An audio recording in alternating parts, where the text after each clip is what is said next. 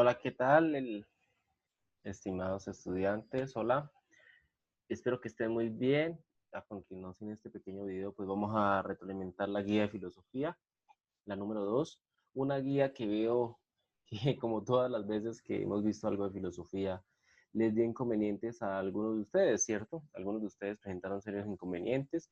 Es por ello, más que nunca, que hay que explicarla detenidamente, apreciar los pormenores y, como les he dicho siempre, si hay algo que ustedes vean que deben reclamar de la nota que les asigné, con mucho gusto lo haré.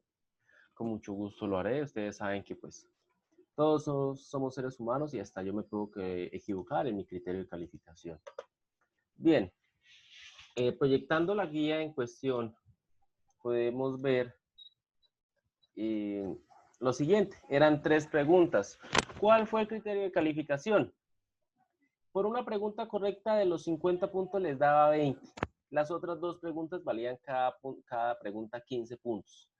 ¿Cuál valía 20 puntos? Cualquiera de las 3, porque no había como una tendencia a cuál era más, cuál era menos. Entonces dije, el que responde una pregunta bien ya tiene 20 puntos. ¿Qué sucede? Hay estudiantes que me respondieron las 3 regulares, sacaron por eso una nota intermedia, y hay estudiantes que desafortunadamente, pues tristemente no hicieron ejercicio de lectura. Este texto es muy sencillo dentro de la filosofía porque es un comentario de un historiador de la filosofía. Y si fuera la filosofía como tal sería más complejo. Pero pues como estamos trabajando remotamente y todo lo demás, no puedo exigirles tanto, sino que por el contrario, paso a paso vayamos viendo esto. Bien, eh, entremos en materia con las preguntas. Primera, explica por qué la explicación, valga la redundancia, perdónenme, explica por qué la explicación platónica del principio se diferenció abiertamente de la presocrática. Bien. La segunda, navegación o el descubrimiento de la metafísica. Vamos a leer el primer párrafo, a ver si ahí encontramos. En la filosofía platónica existe un punto fundamental de que depende todo por completo el nuevo planteamiento de todos los problemas de la filosofía y el nuevo clima espiritual que sirve de trasfondo a dichos problemas y a sus soluciones, como ellos hemos señalado antes.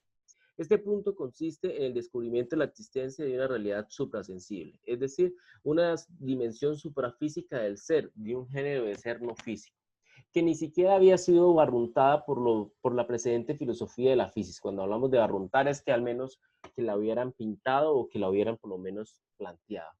Todos los filósofos naturalistas habían tratado de explicar los fenómenos apelando a causas de tipo físico y mecánico: agua, aire, tierra, fuego, calor, frío, condensación, enrarecimiento.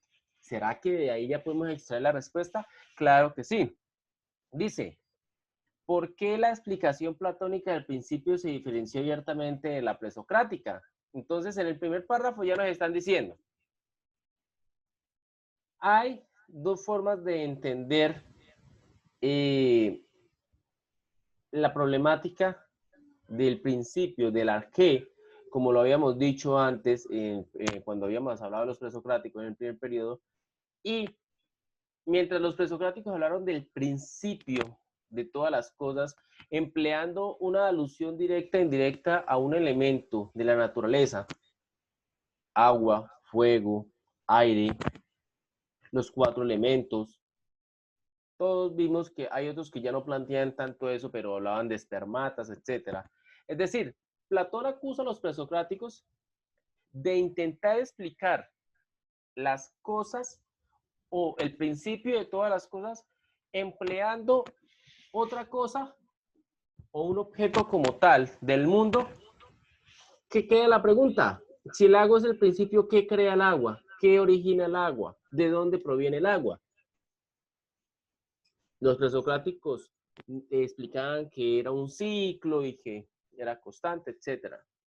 Pero Platón acusa a la tradición presocrática de que al usar esos principios naturalistas se están quedando cortos al explicar el origen, el orden y el principio de todas las cosas, ¿sí?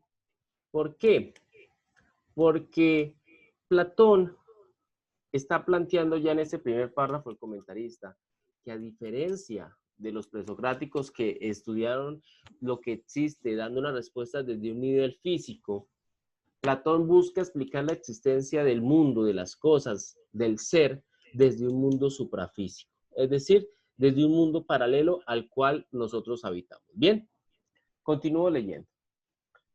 El propio Anaxágoras afirma a Platón que había aceptado la necesidad de introducir una inteligencia universal para llegar a explicar las cosas, no supo aprovechar esta intuición y siguió concediendo un peso preponderante a las causas físicas tradicionales. Sin embargo, y este es el fondo del problema, las causas de carácter físico, es más, el texto estaba hasta subrayado, las causas de carácter físico y mecánico son las verdaderas causas o no serán sino simples co-causas. Es decir, causas al servicio de otras más elevadas de nivel superior. La causa de lo que es físico y mecánico no se residirá quizás en algo que no es físico y no es mecánico. Es decir, Platón está analizando. Siempre, imaginemos, preguntémonos, bueno, ¿de dónde vienen nuestras familias? Pues nacieron de nuestros abuelos. Ah, listo, pero ¿dónde vengo yo? Yo vengo de mi papá y mi mamá. ¿De dónde vienen mi papá y mi mamá? Vienen de mis abuelos. Mis abuelos, ¿de dónde vienen? ¿De dónde vienen? Y tiene que haber algún momento, dirá Platón, que nos diga que hubo algo primero del cual se desencadenó todo. No puede haber algo y de ahí que no tenga ninguna respuesta. Pero para Platón, ese principio no puede ser físico, porque lo físico deviene, lo físico cambia, lo físico es imperfecto. Todo lo físico no tiene esa capacidad de ser un principio originador de todas las cosas para Platón, ¿sí? Entonces veremos que él no está de acuerdo. Él no está de acuerdo que mientras la tradición presocrática se quedó solamente en principios de orden físicos, él ve una respuesta de orden suprafísico. Bien, entonces, primera pregunta de nuevo. ¿Por qué la explicación platónica del principio se diferenció abiertamente de la presocrática? Ah, bueno, porque mientras la explicación presocrática se basó en dar respuestas a partir de principios de orden físicos, Platón descubre o plantea la respuesta a la pregunta de un principio a partir de un orden suprafísico, supraterrenal, más allá del mundo, etc. Listo, ya. Si se dan cuenta, les estoy resumiendo dos parrafitos, pero ya en el primero estaba, ¿bien? A muchos les valí eso. Bien. Entonces vamos con la segunda pregunta.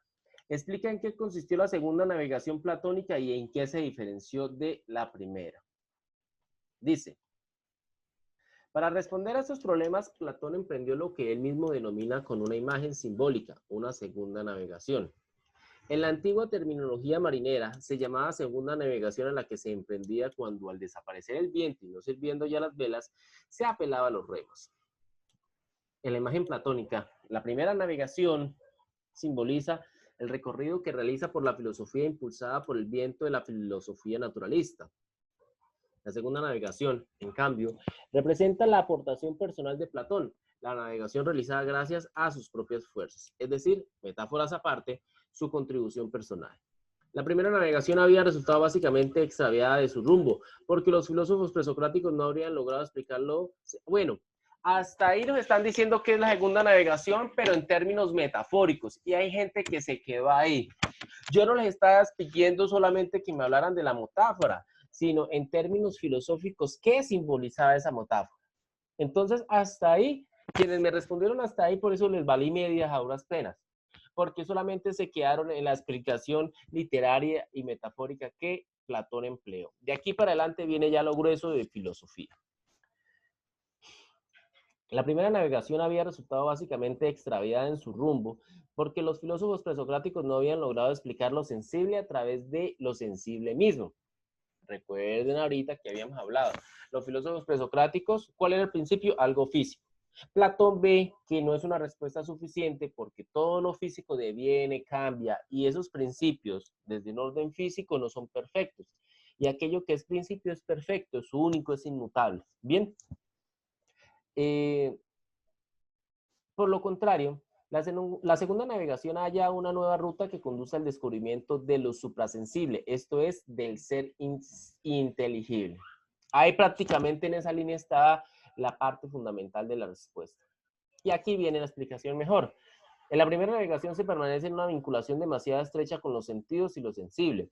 Mientras que en la segunda navegación Platón intenta una radical liberación con respecto a los sentidos y a lo sensible, y un desplazamiento decidido hacia el plano del puro razonamiento y de lo que se puede captar con el intelecto y con la mente exclusivamente. Se lee en el Fedón. Tuve miedo de que mi alma quedase completamente ciega al mirar las cosas con los ojos y al tratar de captarlas con cualquiera de los otros sentidos.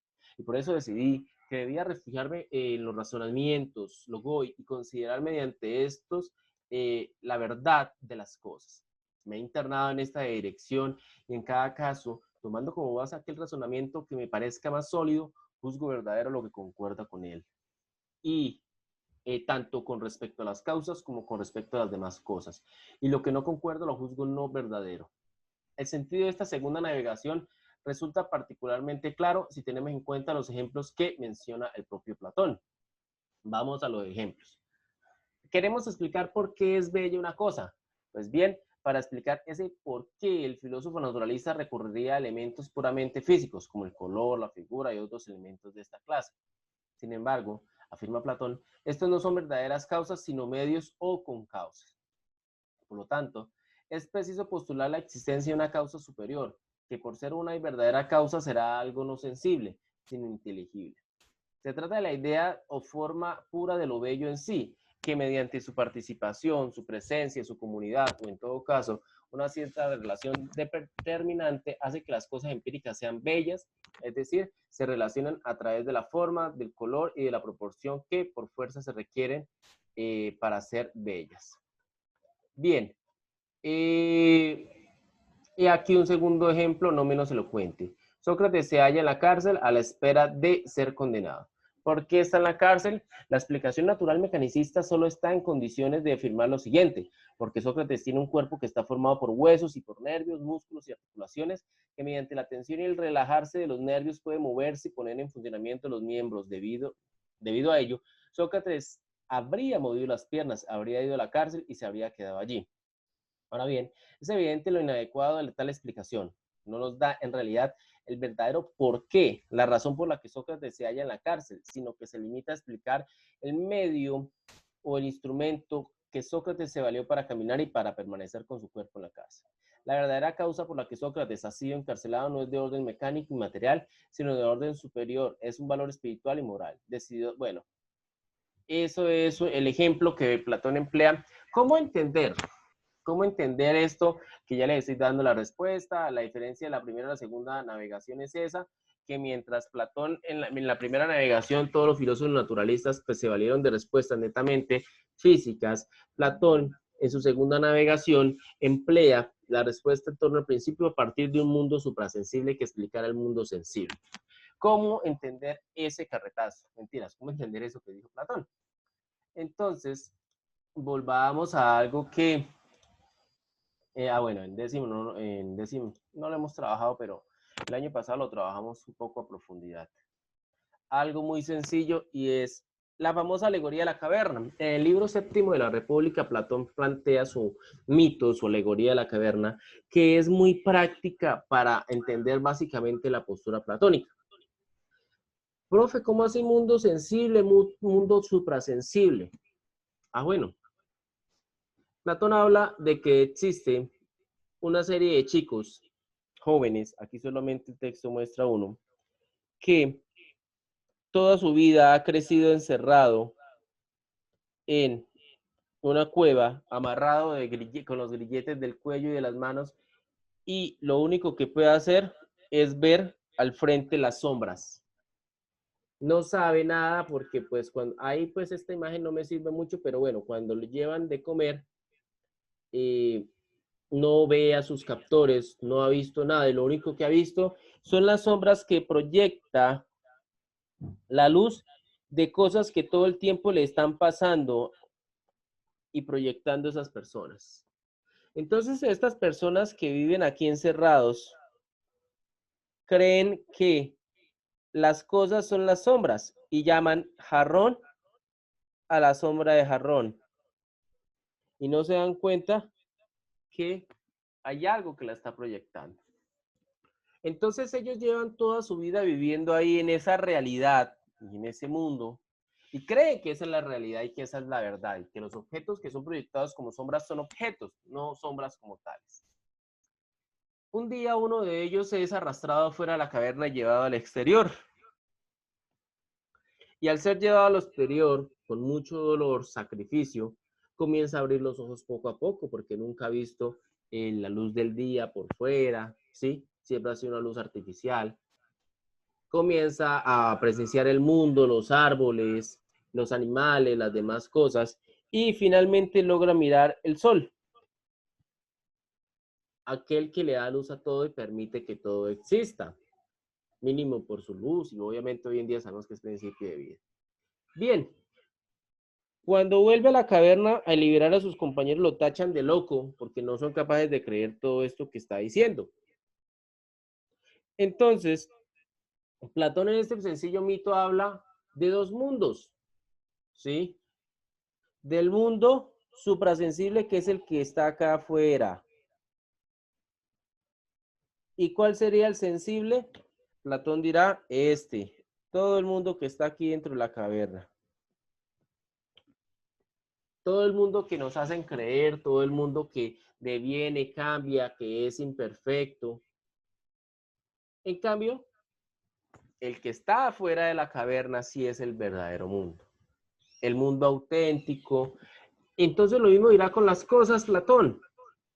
Cuando hablamos de las ideas, ¿qué son las ideas? Por ejemplo, no, es que Platón dice, las cosas del mundo no son porque son imperfectas, mueren, cambian, desaparecen.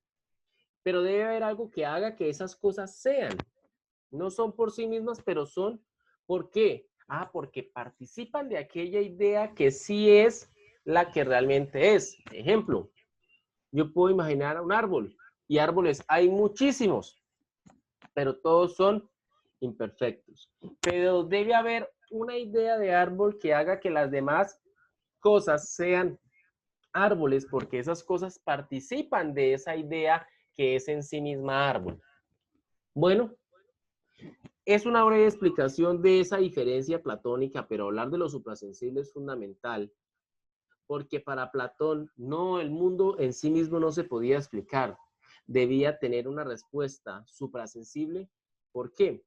Vuelvo a lo mismo, porque como el mundo es imperfecto, el mundo por sí mismo cambia, deviene, perece, siempre está en constante deviene constantemente. Y recuerden a Parménides, ¿sí? El ser es y el ser y el no ser no es. ¿Qué es lo que es? Aquello que no deviene, que nunca cambia. Las cosas son o no son, no son porque cambian, diría Parménides. Y esa postura es adoptada por Platón. Entonces, con esto Platón ha enrollado la pita y hasta el día de hoy, pues, indirecta e indirectamente nos ha influenciado. Vemos que aquí rápidamente traigo una pequeña imagen que dice lo siguiente. Al contrario que pensaban los presocráticos, Platón consideraba que la naturaleza o el universo físico y cambiante no pueden ser objeto de estudio, porque no es. El universo cambia, deviene siempre. Hay que ir a las ideas que son lo que realmente existen.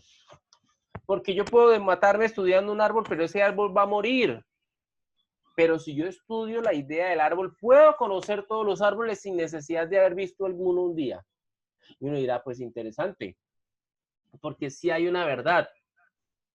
Porque uno dirá, Platón enreda la pita, pero al hacer eso, afortunadamente, comenzamos a hablar de que sí existe la verdad, porque listo, yo no necesito estar pegado a los objetos físicos como tales, pero voy a las ideas que sustentan esos objetos y comprendiendo las ideas puedo estudiar los objetos físicos. Y eso hoy en día es prácticamente lo que hacemos. Yo aprendo ciencia, yo aprendo a hacer algo y no necesito aprenderlo específicamente solamente sobre algo, sino sobre algo general y aplico mi concepto a todas las cosas del mundo, no a una cosa del mundo particular. Si yo quiero, digamos así, si yo quiero podar un árbol, no aprendo solamente cómo podar este árbol, sino aprendo la generalidad de cómo podar los árboles. Y a partir de eso aplico mi concepto, ¿cierto? Porque he visto la idea de árbol y al poder conocer la idea de árbol puedo saber que todos los árboles tienen unas características en común, ¿cierto? Que son plantas, que puedo podar sus ramas si vuelven a crecer, que debo obviamente tener cuidado con no prenderles infecciones cuando las podo, etcétera, etcétera. Bien, listo. Platón. No puede haber conocimiento verdadero de lo que cambia, de lo que nace y muere, y en la naturaleza todo cambia y se transforma. Por eso solo podemos tener meras opiniones acerca de ello y, por tanto, la filosofía de la naturaleza solo será una simple opinión. Bien, se dan cuenta, Platón tenía esa postura presocrática, pues hay ya estudiosos que hablan que no, Platón pues también interpretó a los presocráticos a su conveniencia, pero estoy en ese momento explicando la filosofía desde la postura platónica. Bien. Entonces queda claro. Segunda pregunta.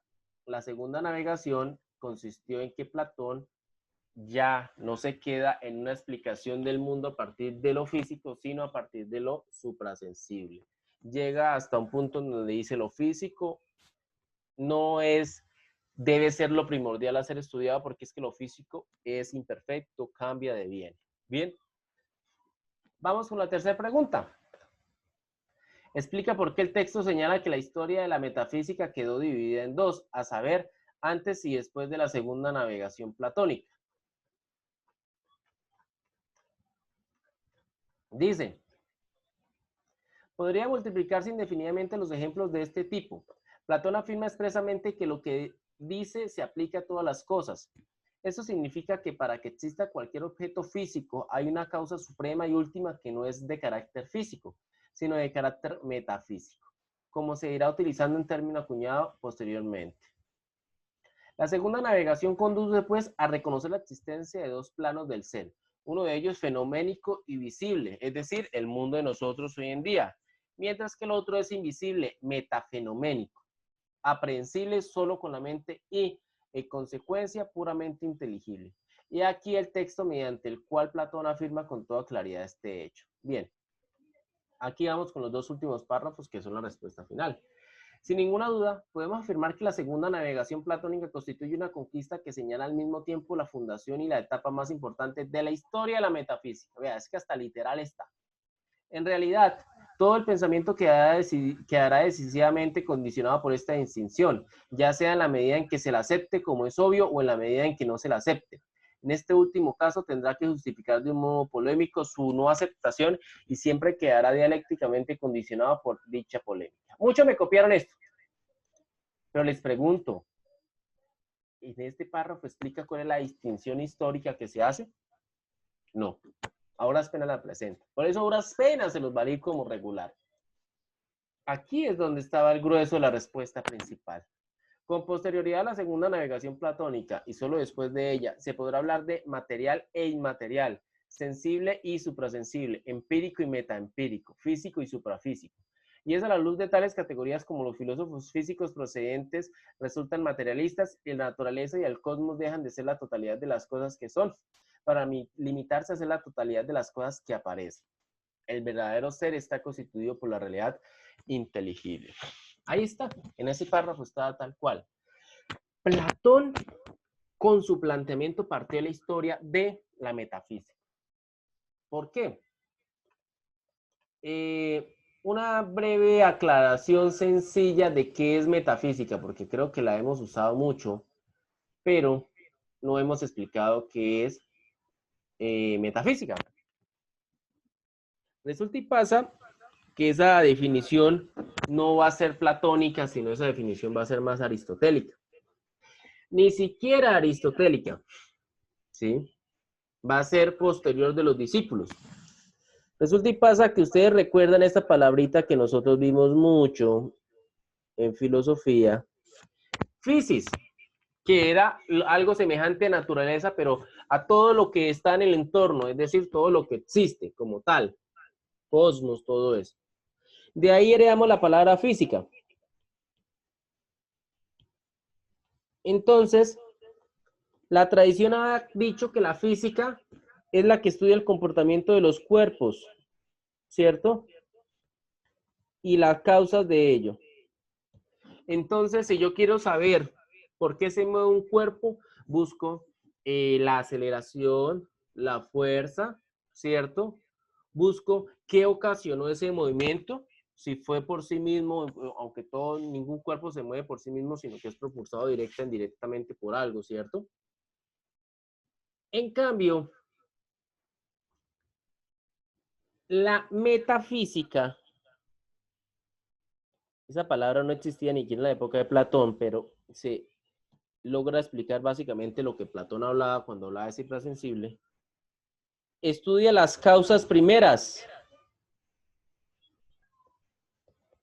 es decir, cuando no es lo mismo preguntar cuál es la causa de que una naranja caiga, a preguntar cuál es el principio de todas las cosas.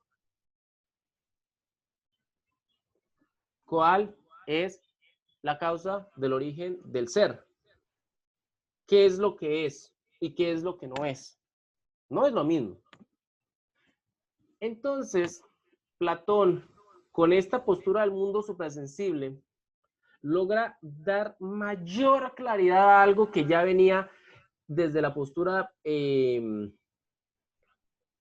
naturalista de los presocráticos, en donde ya veíamos que ya se buscaba la respuesta, no desde un lenguaje mitológico, pero ya Platón se considera que hace una ruptura total con ellos y una ruptura total del orden, y desde él ya era una cuestión hablar de material e inmaterial. Los presocráticos no hablaban de material e inmaterial, todo era material, hasta el principio como tal, ¿sí? Tenía que ser, así fuera, así no fuera tan explícito, era muy abstracto, pero tenía que tener algún fundamento material. En Platón ya no, en Platón ya hemos dejado eso. Bien, entonces vemos cómo eso ha cambiado. Ahí se le partió la pantalla. Bien, y es bueno tenerlo bastante claro, ¿bien? Listo. Entonces, entrando de nuevo a la diapositiva, por el tercer punto, cuando hablamos de nuevo de material, de inmaterial, de celeste, supraceleste, ¿qué será lo inmaterial? Dirá Platón, todo lo que es verdadero, todo lo que está fuera de la caverna, todo lo que está fuera de la caverna.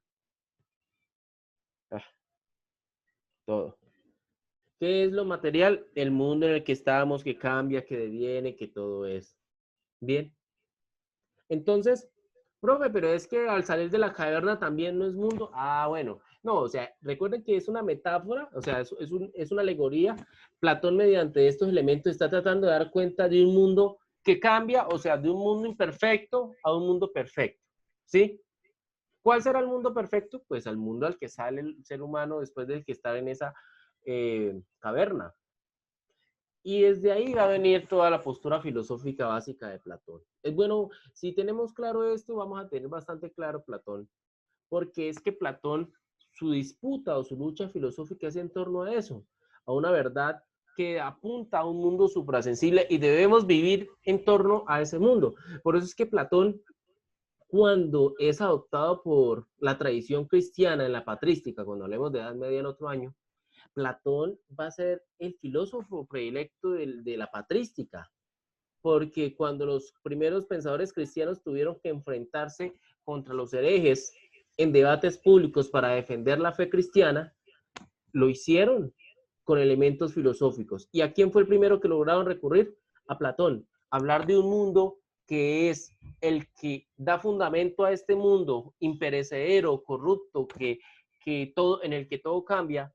Hablar de un mundo suprasensible, un más allá, que es fundamento del más acá, fue muy conveniente o muy pertinente para el contexto de aquella época, este lenguaje platónico. Bien, entonces es bueno ir haciendo esas analogías de contexto y teniendo claro esto ya. Bien, quedo atento a las dudas que ustedes tengan.